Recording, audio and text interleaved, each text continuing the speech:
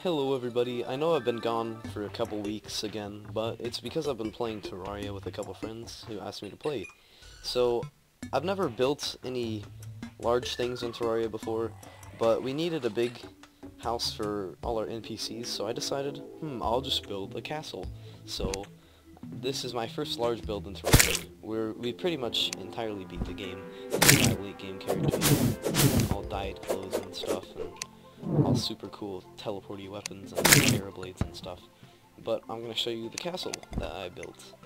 So, you can see here, and it's pretty big. I'll just fly around and show you the castle real quick. You can see some of the stuff that's inside, and the cannons on the outside and the battlements. And it's got 4 floors, if you exclude the roof floor and the battlements. So, I'll show you how to get into the castle. This is a lava fall wall door right here, and you can't walk through it, so what you have to do is flip this lever, and it activates the blocks with actuators to make them, permeable, so you can walk through them, and then you can close it from up here. So once you're inside the house, you'll see we have banners, trophies, weapon racks, and mannequins. So I'll start walking you through floor by floor. Here we have some golden furniture, some terrariums with animals in them, a bar over here, 2 teleporters, a throne, 2 iconic Terraria statues, the sword and the tree. And then we got, more golden furniture, more terrariums, and then a bathtub over here. So, also on the first floor, you'll see all the boss trophies in the game. We've defeated every boss enough to get their trophies. So here you have the King Slime, Queen Bee, Eye of Cthulhu. We had to go to a different world for this one, but we still defeated it nonetheless legit. So here's the Brain of Cthulhu, the Eater of Worlds, Skeletron, and then over here is the Wall of Flesh, which once you beat it takes you in the hard mode, and we also have the hard mode boss trophies. So here's the Destroyer, Skeletron Prime, the twins, and there are 2 twins, of course, so each one of them has a trophy, and we have both of them here. And then here's the Plantera trophy and the Golem trophy, and then finally, in the newest update, the Duke Fishron trophy. He's really hard. Also, we have all the music boxes in the game down here. Right now I have the Underground Ice biome playing, and that's one of my favorites. So you also may have noticed these banners up here. Now, I'll show you the banners on the second floor too. All these banners right here, I'll just walk slowly through here. They're alphabetically organized, A to Z from left to right. And the top, or the second floor, has all the pre-hard mode monster banners in the game. So that every monster has a rare chance to drop a banner, or not every monster, but most of them do. And we have all the banners in the game here. And then these are all the hard mode ones, also organized alphabetically. And these ones are a lot more of a pain to get, because there are some rare spawns up here. But we have every hard mode every hard mode monster banner in the game as well. So that's every banner that's dropped for monsters. We didn't get the world banners though, because we thought those were pretty easy to get and they didn't really show any accomplishment. Since you can just go grab them off just grab them off a floating island or a dungeon or whatever. So let's move on to the second floor here. You may notice this contraption over here. I'll show you that in a sec. But here we have our residential area where all these 5 NPCs live. These are our most used NPCs, so we gave them pretty big rooms in the castle. So we also have weapon racks and various furniture decorating the room, a bed where you spawn, and so all these weapon racks are weapons that we got throughout the game. And in this middle one here, we've got all of the invasion boss trophies. So this is the Morningwood, spelled like, oh my bad, it's spelled like, mourning for the dead, not really the other one. So here's the Pumpkin trophy, and here is the Ice Queen trophy, I believe, and here's Santa in KT1, I think. basically a giant mechanical robot Santa that shoots rockets at you. And then here is the Evergreen Trophy. And we also have some more weapon racks in here, another room terrarium, so you can look at these. And then I'll show you the third floor now. On the third floor, we've got some mannequins on this side that show some previous armor sets we've had in the game. Here are all the pre-hard mode ones that we had that were specialized, not just the base metal armor sets, but we've got Necro armor here, Meteor armor, Shadow Scale, Molten, and B armor. And then here are the hard mode ones, the hard mode metal armors that you get from mining. Here's the Cobalt armor, Mithril armor, Adamantite armor. And you used to have to combine these three sets to make the hollowed armor, but they changed it to where the mechanical bosses drop hollow bars that you make the armor out of, but I still put it with the other metals because I feel like it'll forever be a set. So here I've got Frost armor, which is just some frost cores combined with the hollowed armor, and it's pretty nice looking, if I do say so myself. Here's the Shroomite armor, Turtle armor, Spectre armor, and then 3 summoning armors here, Tiki, Spider, and Spooky. And then here are some like plant armors that we got in a really early game that we thought looked pretty cool. Here's Pumpkin, Cactus, and then Boreal Wood. And then on the other side of this floor, I'll just use my teleport rod here, we've got all our basic and advanced crafting here, smelting, everything you can think of pretty much except the special crafting, which is somewhere else. We also have an ammo box, a crystal ball, and then piggy bank and safe, along with all our chests that are all labeled so you can see what's in all these sorts of things just by mousing over them, and that's really convenient. So these are all pretty sorted out. And I'll take you to the 4th floor now, and on the 4th floor we have, in the battlements, there are 8 magic books in the game. We have 4 of them in this battlement and 4 of them in the other one that I'll show you in a second. But we also have a ton of weapon racks up here, since we wanted to get pretty much every weapon that we thought looked pretty cool up here. So here you go, all these weapon racks.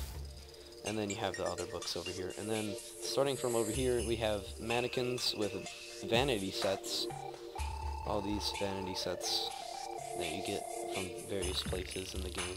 And then over here, we have some hats that don't have other clothes to go with them, just hats. And then we have all the boss masks in the game as well. So King Slime, Queen Bee, Eye of Cthulhu, Brain of Cthulhu, Eater of Worlds, Skeletron, Wall of Flesh, Destroyer, Skeletron Prime, the Twins, Plantera, Golem, and Duke Fishron. So we have all those masks, which are also like a rare drop. You can consider them kind of like the banners. They were like kind of like the trophies too, except you can wear them. So it's pretty neat. And then finally we have the battlements here in the tower with mounted cannons for defense, and then also a ton more weapon racks. So here are more weapons, and I'll go through the special ones here. These 6 right here, these 5 are all the hard mode chests that you find in the dungeon that you use the key molds and the dungeon keys to create, and they're pretty much the hardest weapons to get in the game. Don't quote me on that, but it's a very painful process to get these, so these are considered like the 5, I guess, legendary weapons in the game. And then the one right here is the Terrorblade, which I have one of myself. It's the strongest sword in the game, and also probably the highest DPS weapon in the game as well. And then here you have these, starting from here over to this way is how you craft the Terrorblade. So you use Light's Bane or the Blood Butcher. We have the one from the Crimson and the Corruption. Your world gets one or the other, so we went to a different world to get this one.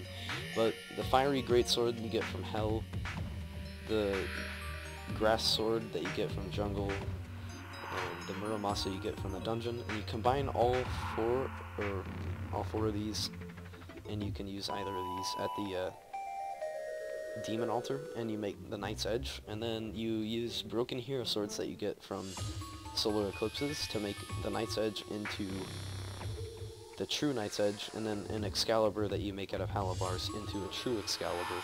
And then you combine both of these and another Broken Hero Sword to create the Terror Blade. And then here we've got some other weapons that are pretty neat. This axe right here is really hard to get. It's a rare drop from Plantera. And then another Rod of Discord, which I have one of, that lets you teleport. The Horseman's Head Taker, I think. I also have one of those. But just a bunch of cool weapons over here. You can look at them all. And then for the cannons, I have some cannonballs in my inventory right now. And you can shoot those, you can aim the cannon by right-clicking on either side of it, and then you can shoot the cannonballs by left-clicking. So that's to defend against invaders that try to come and wreck the castle, basically. So that's pretty fun. And also to defend against invaders here, I have a pretty sweet trap mechanism set up. So when you click this one right here, this switch, it drops a pit open in front of the house. Now, I'll show you down here. It drops a pit using actuators with dirt, and then you may see those traps at the bottom. When you click this other lever, it shoots flames and drops spiky balls, and basically destroys anything that is unfortunate enough to stumble upon it.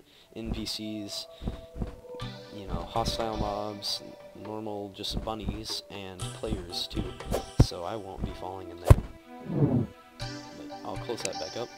And then on the bottom floor, I skipped over these teleporters before because they lead to different rooms that are underground parts of the castle. So here we have the party room that's got icy fire, rainbow bricks, swag, a king and queen statue, and a bubble maker. Whenever you activate the king and queen statue, it teleports a random NPC of the respective gender down to the base. So we set it up on a timer. Down to the party room. So we set it up to a timer so that the NPCs will come down and we can play music and have a good time down here. So if you teleport back up, you can also go in through this other teleporter, which leads you to the rest of where the NPCs live, also known as the underground apartments. So this is a lot less fancy version of the castle underground, even though it has windows underground. But this is where all the other NPCs live, except for the Truffle and the Witch Doctor. Now, the Witch Doctor lives in the jungle, so you can buy certain things from her, and the Truffle can only live in an above-ground mushroom biome, and I'll show you that in a second.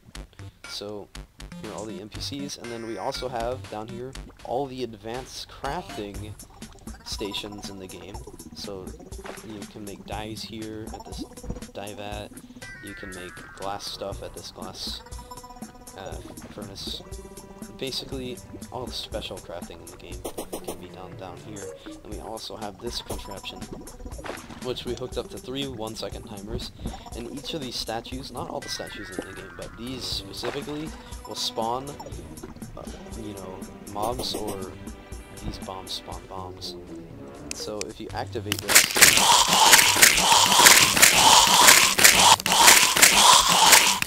they'll constantly drop into a small pit of lava, a very thin pool, so that the items won't be destroyed and you can still collect them. So we use that to get, you know, a couple of difficult banners like the jellyfish one.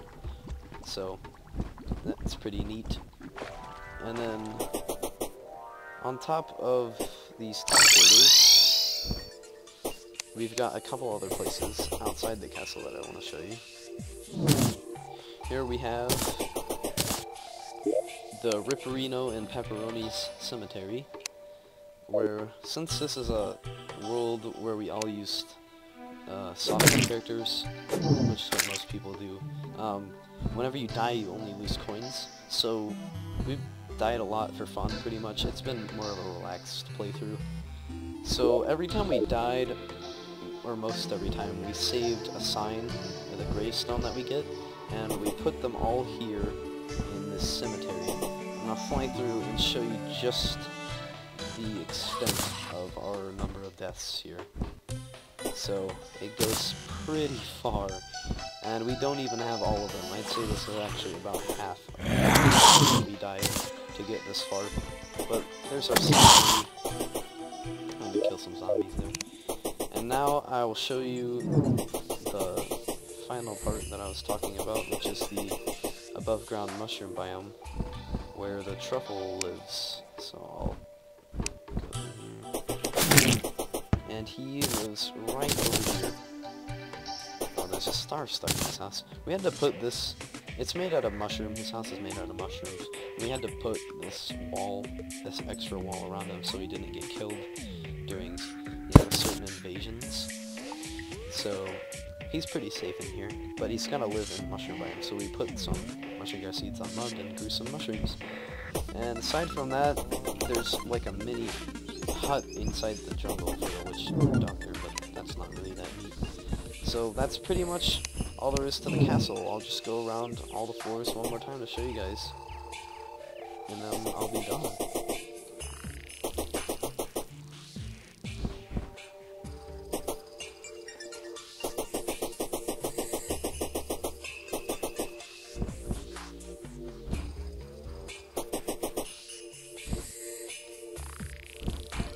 Alright everybody, thanks for watching. I know this is a long video, and you couldn't really appreciate it that much if you don't play Terraria, but hopefully you'll be able to understand some of it, and it still looks pretty cool even if you don't play Terraria. So, hope you enjoyed watching. Thank you for watching, and leave a like if you enjoyed it. Comment if you think I should change something about the castle. And that's about all. I'll see you guys in my next video.